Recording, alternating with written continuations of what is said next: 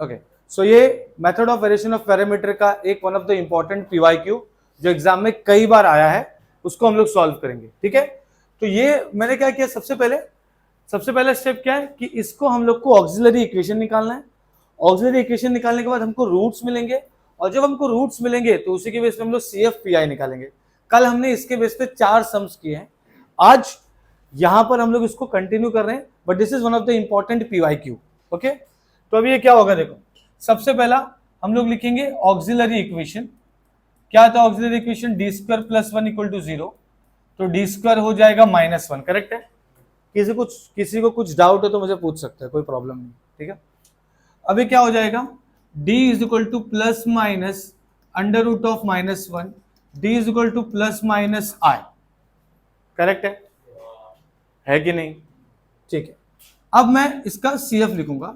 इसका CF क्या होगा बेटा, C1 cos x and then C2 sin x। अरे हाँ या ना? और जब आप इसको देखेंगे ध्यान से तो ये हो गया आपका y1 और ये हो गया y2। तो क्या हो गया, y1 is equal to cos x and y2 is equal to sin x। And जो कैपिटल x है हमारा, जो कैपिटल x है वो क्या है, sec x into ten x. Simple, okay, sec x into ten x. अरे हाँ या ना? अब हमारा काम क्या है कि uv निकालना। uv हम कैसे निकालते हैं, uv में ऑलरेडी w करके चीज है, तो उस w को निकालेंगे। तो w क्या है भाई, बबलू भैया क्या है, y1 डैश y2 डैश। ठीक है ना, y1 क्या है, cos x का डेरिवेटिव क्या होता है, और फिर y2 क्या है, इसका क्या हो जाएगा। हाँ, अब इसको सॉल्व करो, ये क्या हो जाएगा, cos square x plus sine square x which is, तो ये आपको बबलू भैया मिल चुके जो कि 1 है। समझ में आया? ठीक है, अब हम लोग क्या करेंगे, u निकालेंगे। तो u क्या है, minus y2x upon w dx, ये फॉर्मूला करेक्ट है। अब मैं क्या करूंगा, y2 जो है, x जो है, w जो सब मिला हमको, ये देखो y2 ये है, x ये है, w ये है, सब वहां पुट कर देंगे। सिंपल, ठीक है। तो ये क्या हो जाएगा, u is equal to minus y2 क्या है बेटा, तो लिख दो sin x अपॉन 1, और बबलू भैया sec x tan x dx। तो ये हो जाएगा माइनस, ये हो जाएगा sin x, ये हो जाएगा 1 अपॉन cos, और ये हो गया tan x dx। सीधा पता चल रहा है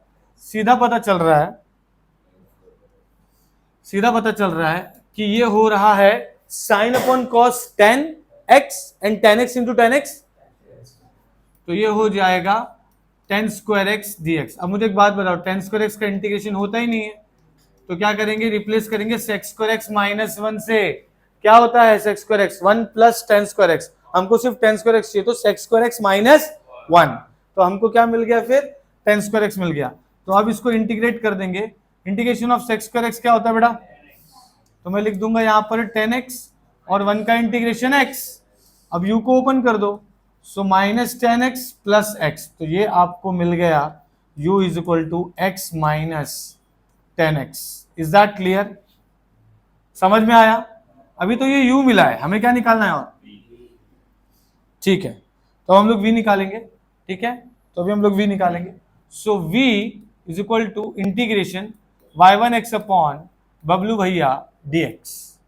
ठीक है, ओके, क्या करेंगे अभी, y1 क्या है, cos x, w 1 है, ये हो जाएगा sec x into tan x dx। हमको पता है कि x क्या है, करेक्ट है, x मतलब right hand side of the question, हमने यहाँ पे भी लिख के रखा है।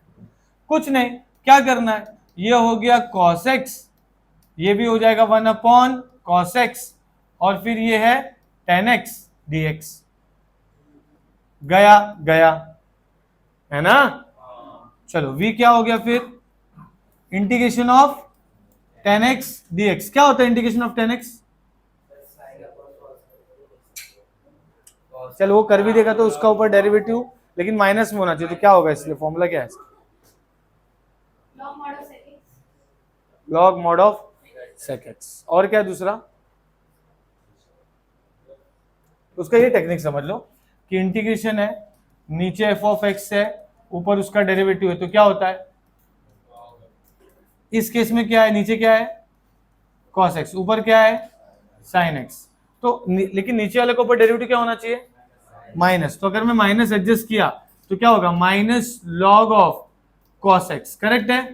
तो लोग क्या करते हैं इसको cos x का इनवर्स, मतलब ये क्या हो गया log ऑफ sec x। समझ में आया, ऐसे याद रखो, ठीक है। तो ये क्या हो जाएगा log ऑफ sec x, तो ये हो गया ब्रैकेट किलोज, मतलब ये आपका आंसर है।